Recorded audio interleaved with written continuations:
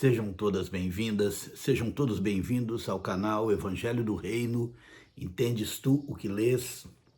E estamos lendo o livro de Apocalipse. Chegamos hoje ao capítulo 10, capítulo importantíssimo, porque nos dá um entendimento melhor sobre esse livro.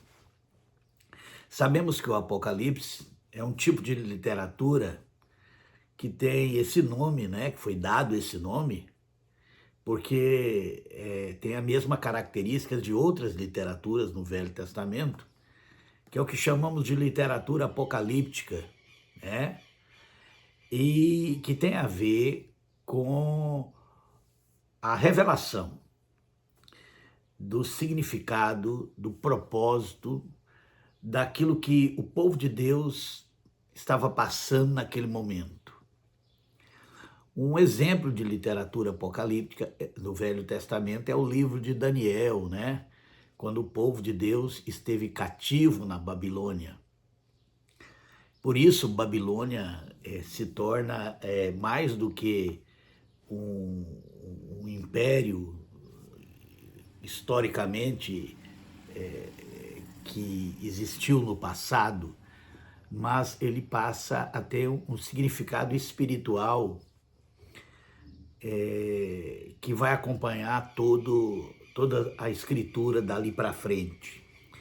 Mas o livro de Daniel, como uma literatura apocalíptica, tinha o propósito de fazer o povo entender o que estava acontecendo ali, porque eles estavam cativos e o que iria acontecer, né? Que aquilo não era o fim, não era aquilo, haveria desdobramentos para o cumprimento da vontade de Deus. E o livro de Apocalipse também foi escrito para o povo daqueles dias. Tanto é que lá o livro começa no capítulo 1, se você se lembra. Olha o que diz aqui: revelação de Jesus Cristo, que Deus lhe deu para mostrar aos seus servos as coisas que brevemente devem acontecer. Então, era um livro que mostrava o que iria acontecer com o povo de Deus naquele tempo. Mas nós chegamos aqui no capítulo 10, e assim como também acontece no livro de Daniel,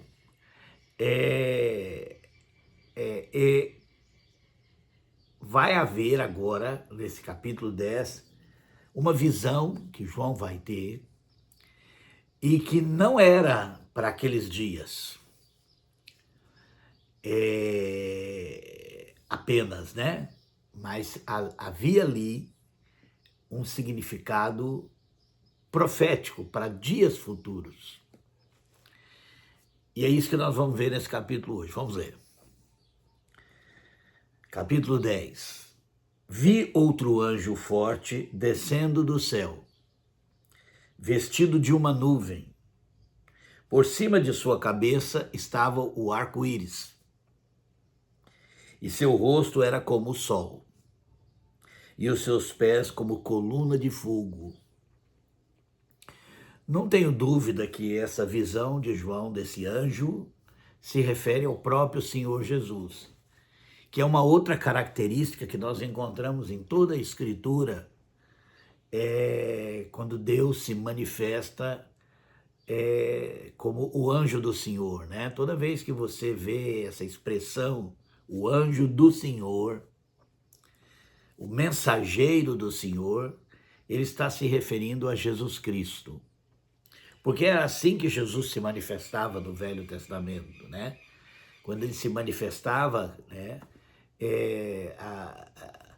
Aquele que conta que teve essa experiência, né?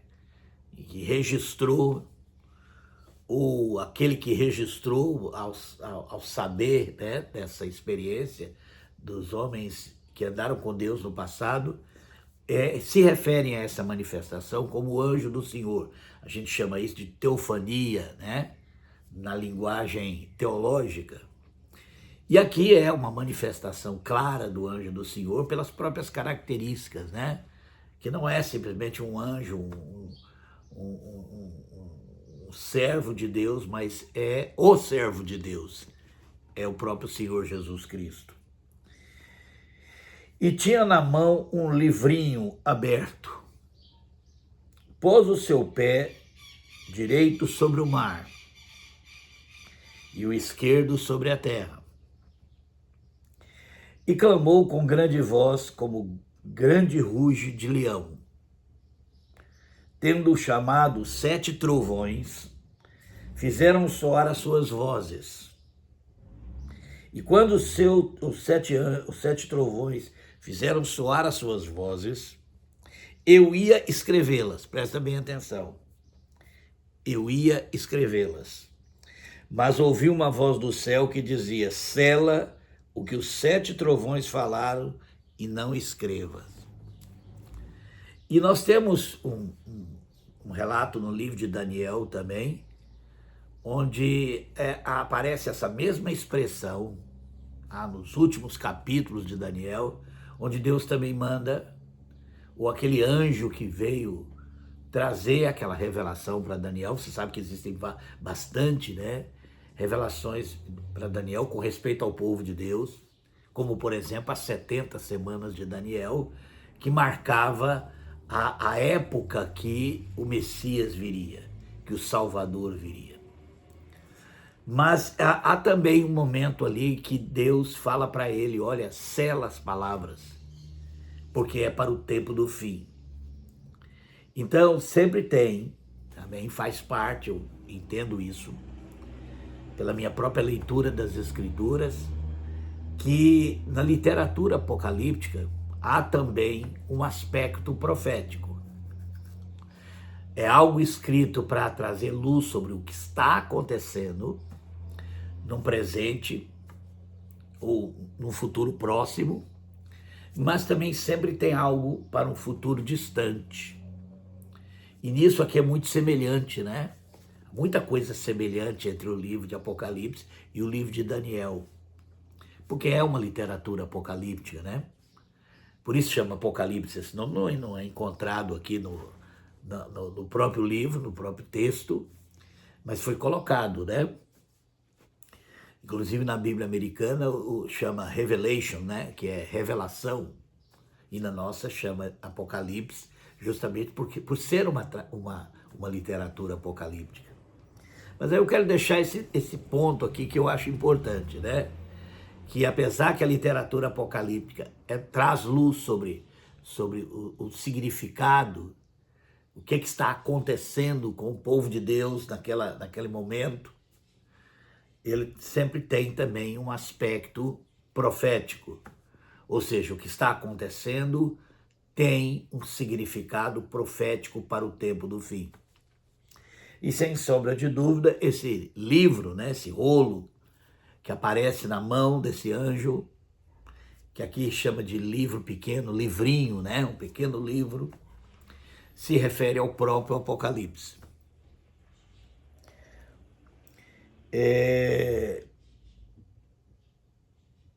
Vamos continuar aqui.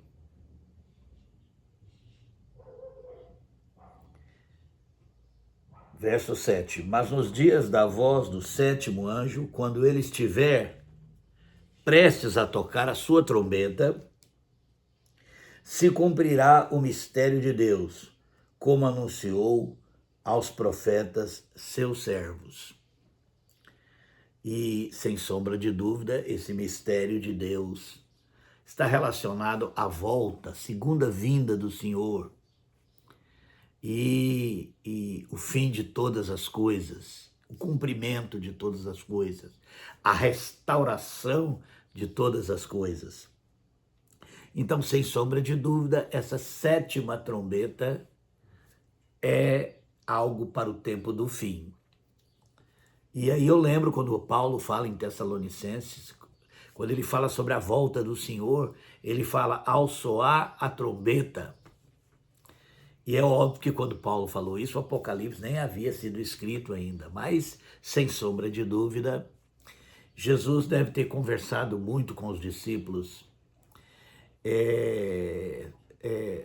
dando algum sinal, alguma direção do que haveria no tempo do fim. Apesar de que Jesus não trata disso, né? Nenhum evangelho claramente, sempre ele está falando também sobre coisas que iriam acontecer com o povo de Deus antes da sua volta. O foco é muito mais o que acontece no tempo da sua volta do que a sua volta em si, porque ele mesmo diz que o dia e a hora ninguém saberia a não ser o Pai, né? Nem ele mesmo sabia. Mas ele fala muito, e também o apóstolo Paulo fala, né? Quando ele está falando da volta do Senhor, ele tira o foco da volta em si, mas ele fala que isso não aconteceria sem que antes viesse a apostasia. E esse ponto também é um ponto que a gente tem visto aqui no livro de Apocalipse, né? Que a igreja que foi fortemente perseguida, né? Que tentou se destruir a igreja pela perseguição, morte, tortura, e o resultado foi totalmente contrário, né? Porque o sangue dos mártires sempre é a semente da igreja e do reino de Deus. Mas essa outra estratégia que Satanás usou, do engano, de trazer a igreja para junto do poder político, de seduzir a igreja pelo poder, fez surgir uma falsa igreja que certamente teve influência por todo mundo, e ela também está no tempo do fim. Nós já vimos isso. Vamos continuar aqui.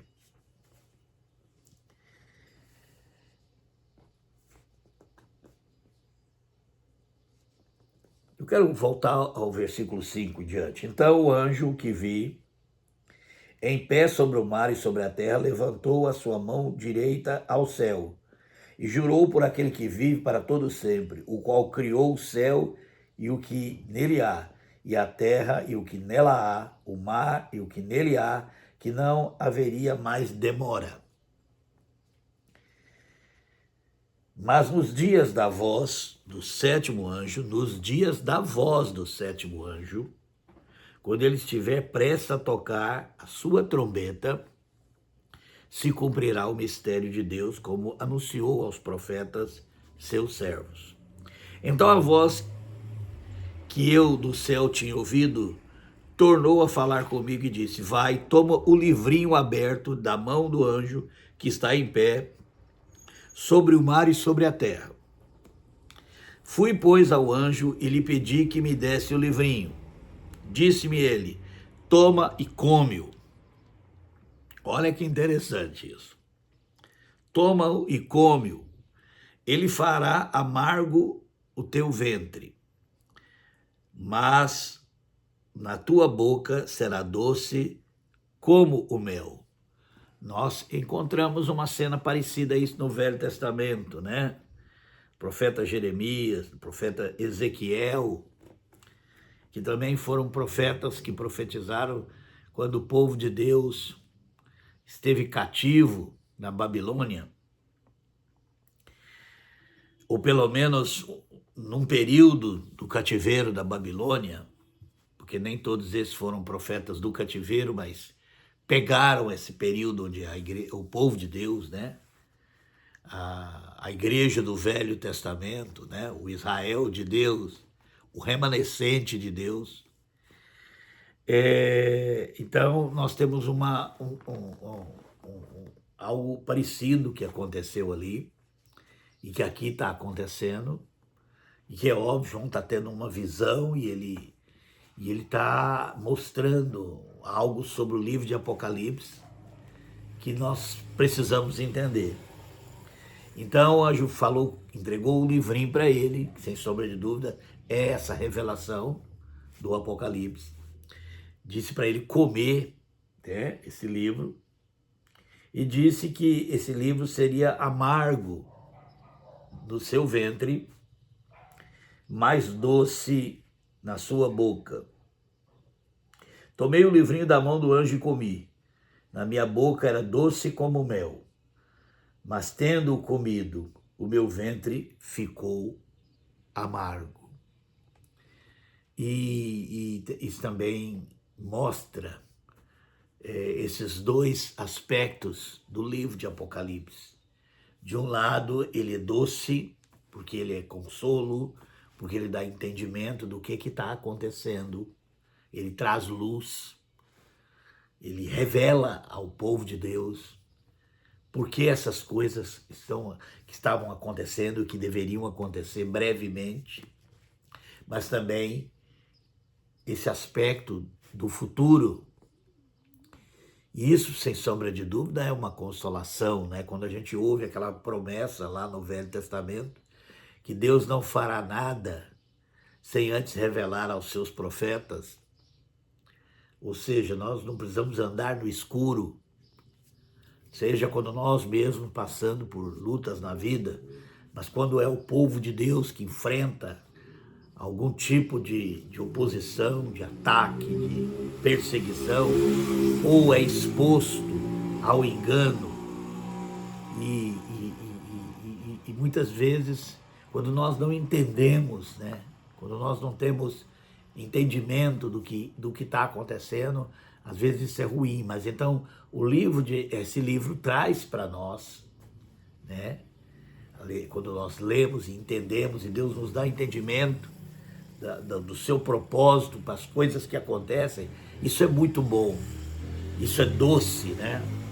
Mas por outro lado também, quando nós digerimos isso, vemos que é um livro que é amargo, porque as coisas que nele são reveladas são coisas muito difíceis, são coisas que envolvem muitas vezes sofrimento, são coisas que envolvem perda, que são coisas que vão envolver muita tristeza.